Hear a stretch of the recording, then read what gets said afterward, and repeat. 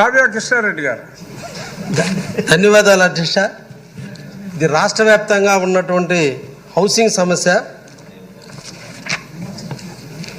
ప్రతి పేదవాడికి కూడు గూడు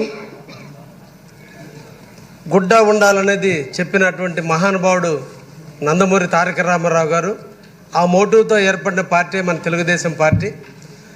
గత 2019 నుంచి 24 మధ్య కాలంలో పేదవాళ్ళందరూ కూడా కాలనీలు శాంక్షన్ అయినప్పటికీ వైఎస్ఆర్సీపీ పార్టీ వాళ్ళు మాత్రమే ఇల్లు కట్టుకున్న కారణాన వాళ్ళందరూ మన పార్టీకి సంబంధించిన వాళ్ళందరూ కూడా ఇల్లు కట్టనీయకుండా ఇబ్బంది పెట్టినటువంటి పరిస్థితులు గత 5 సంవత్సరాలుగా జరిగినాయి.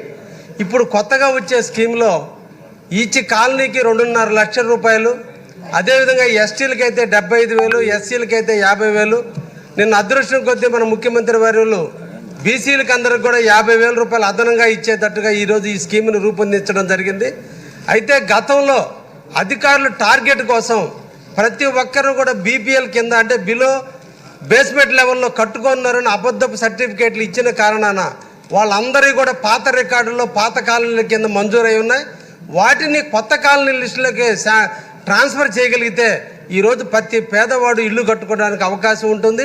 ఇప్పుడు కొత్త రేట్ల ప్రకారం ఇల్లు కట్టుకుంటే ఎస్టీలకైతే 3,20,000 వస్తుంది. అదే పాత స్కీమ్ కింద అలాగా కొనసాగితే 1.5 లక్షల రూపాయలు, ఎన్ఆర్జీఎస్ కింద 30,000 కలిపితే 1,80,000 వస్తుంది. కానీ కట్టుకునేది ఇప్పుడు కాబట్టి ఆ పాత ఉన్నటువంటి అకౌంట్ హోల్డర్స్ అందరినీ కూడా ఈ కొత్త స్కీములకు ట్రాన్స్ఫర్ చేస్తే బాగుంటుంది అనేది ఒక సూచన ప్రజల నుంచి వస్తుంది అధ్యక్ష.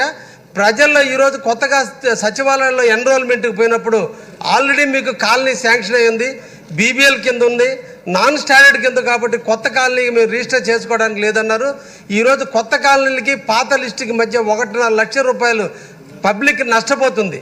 పెట్టేవాడిని అడిగేది, కొట్టేవాడిని అడగరు. కాబట్టి కొట్టే ప్రభుత్వం పోయి పెట్టే ప్రభుత్వం వచ్చింది. కాబట్టి ఈ పెట్టే ప్రభుత్వం పెడతది అనే దానికి పేదవాళ్ళని అందరినీ కూడా కొత్త స్కీమ్లోకి తీసుకొస్తే అందరూ కూడా ఇల్లు నిర్మించుకోవడానికి అవకాశం ఉంటుందనే విషయాన్ని గుర్తుంచుకొని తప్పకుండా కొత్త లిస్టులోకి కొత్త స్కీమ్లోకి దాన్ని ట్రాన్స్ఫర్ చేయవలసిందిగా మీ ద్వారా ప్రభుత్వాన్ని కోరుతున్నాను అధ్యక్ష.